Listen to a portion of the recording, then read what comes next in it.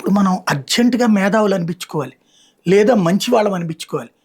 అనిపించుకోవాలి అంటే మనం ఖచ్చితంగా ఢిల్లీ రైట్స్‌లో ఏదైతే ఢిల్లీలో జరిగిన గొడవల్లో విద్యార్థులకు మద్దతు ఇవ్వాలి. వాళ్ళు రాళ్ళేస్తే తప్పే ఉందండి. పోలీసులు చూసుకోవాలి గానీ, వాళ్ళు అక్కడి దాకా వెళ్తే తప్పే ఉందండి. పార్లమెంట్‌లోకెళ్తే ఏమవుతదంట? ప్రధానమంత్రిని చంపేస్తామంటే ఏమవుతదంట? పార్లమెంట్‌ని నాశనం చేస్తామంటే ఏమవుతదట? నేపాల్‌లాగా మారుస్తామంటే ఏమవుతదట? అని మనం అనుకోవాలి. అలా మాట్లాడాలి. అలా మాట్లాడితే ఈ దేశంలో మేధావులుగా కీర్తించబడతారు. అంతేగాని ప్రభుత్వాల్ని కూల్చేసేసి ఉగ్రవాదులు, ఉన్మాదులు రాళ్లతో సైన్యాన్ని కొట్టేవాళ్ళు, పోలీసుల్ని కొట్టేటటువంటోడు గొప్పోడని చెప్పినప్పుడు నేపాల్ లాగా, భూటాన్ లాగా, బంగ్లాదేశ్ లాగా దిగజారిపోయి మనం కూడా తయారవ్వాలి. మన దేశం బాగుపడితే మనకి నచ్చదు.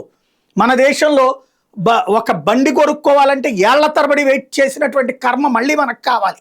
ఫోన్లు అనేటటువంటిది కావాలంటే పబ్లిక్ టెలిఫోన్ బూతులకు వెళ్ళి మాట్లాడుకునే బతుకులు మనకు కావాలి. అట్లాగే విద్య, ఉద్యోగం, ఉపాధి అనేటటువంటిది పెరుగుతుంటే మనకు నచ్చదు. మనకు కావాల్సింది ఏంటంటే అరాచకం. 24 గంటలు ఎవరినో ఒకరిని బూతులు తిట్టాలి, ఎవరినో ఒకరిని దించుతూ ఉండాలి, ఏదో ఒక రాజకీయంలో ఉండాలి. దీనికోసం ఎంత దరిద్రానికైనా దిగజారాలి. ఇది ప్రస్తుతం మనకు కావాల్సినటువంటిది. ఎన్ని మెడికల్ కాలేజీలు పెరిగినాయి, ఎన్ని మెడికల్ సీట్లు పెరిగినాయి, ఎన్ని అవకాశాలు పెరిగినాయి అనేది మనకు అనవసరం. ఎవడో వెధవ వాడి స్వార్థానికి లీక్ చేస్తే వాడిని పట్టుకుని బొక్కలో దోచినా సరే, లేదు లేదు నాకు ప్రధానమంత్రి దిగిపోవాలి, లేకపోతే ప్రధానమంత్రిని చంపేస్తాం, గొంతులు కోసేస్తాం, ఈ దేశంలో నేపాల్ని సృష్టిస్తామనేటటువంటి ఉన్మాదులు మనకు కావాలి. ఆ ఉన్మాదులకు మద్దతు ఇస్తే మనం మేధావితనం.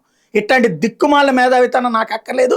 ఈ దేశం 77 సంవత్సరాల ఇప్పటికి కూడా ఇట్లాంటి నెగిటివ్ నేరేషన్తోనే నర్మదా నది మీద వంతెన కడితే లక్షల ఎకరాలకి పంట వస్తుంటే, లేదు లేదు అక్కడ వంతెన కడితే చేపలు పట్టేటటువంటి వాళ్ళకి కష్టం వచ్చేస్తుందని ఉద్యమాలు చేసినటువంటి దేశం మనది. అట్లాగే ఎక్కడున్నటువంటి రాగి ప్లాంట్ కడితే ఈ దేశంలో కాలుష్యం వచ్చేస్తుందని చెప్పి చైనాలో రాగి ప్లాంట్ కడితే చప్పట్టు కొట్టిన దరిద్రంలో ఉన్నటువంటి దేశం మనది.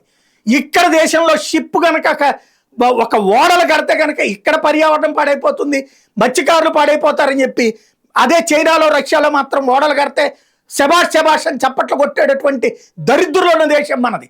ఈ దేశంలో ఆడపిల్లల్ని, జర్నలిస్టులని పీకల మీద చేతులేసి మీదకి లాక్కును గోడి మీడియాని వాగినటువంటి వాడిని నిలదీయాల్సినటువంటి ఇంకొక ఆడది జర్నలిస్ట్గా ఉండి దాన్ని సమర్థించినటువంటి దరిద్రంగా ఉన్నటువంటి మనుషులు ఉన్నటువంటి దేశం మనది. ఇలాంటి దరిద్రులకి మద్దతు ఇచ్చేటటువంటి వాళ్ళు ఒకటే గుర్తుపెట్టుకోవాలి. రేపు పొద్దున నీ ఇంట్లో నీ అమ్మా నాన్నల్ని గురించి ఎవడో వచ్చి కొడితే, లేదా నీ ఇంట్లోంచి నేను రోడ్డు మీద తోసేస్తానంటే, నీ ఇంటి కుటుంబ వ్యవస్థ నాశనం చేస్తానంటే అంగీకరిస్తావా? ఈ దేశానికి సంబంధించినటువంటి ఎడ్యుకేషన్ సిస్టమ్ అద్భుతమైన రిఫార్మ్స్ నడుస్తుంది. ఇవాళ ఉద్యోగాల కోసం, ఉపాధి కోసం పరుగులు పెడుతున్నటువంటి యువత చదువుకున్నారా? చదువు లేకుండానా?